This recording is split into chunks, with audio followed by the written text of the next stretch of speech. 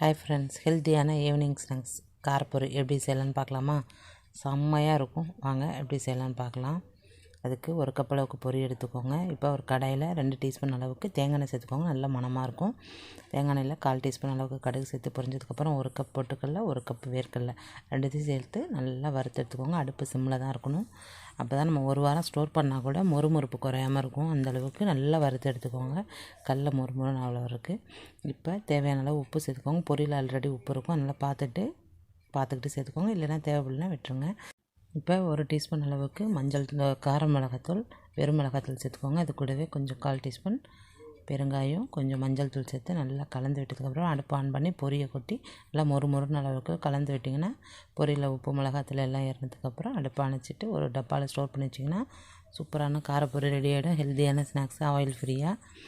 இதே போல் உங்கள் வீட்டில் நீங்களும் செஞ்சு பார்த்துட்டு எப்படி இருந்துச்சுன்னு கமெண்ட் பண்ணுங்கள், லைக் பண்ணுங்கள், ஷேர் பண்ணுங்கள், சப்ஸ்கிரைப் பண்ணுங்கள். தேங்க்ஸ் ஃபார் வாட்சிங்.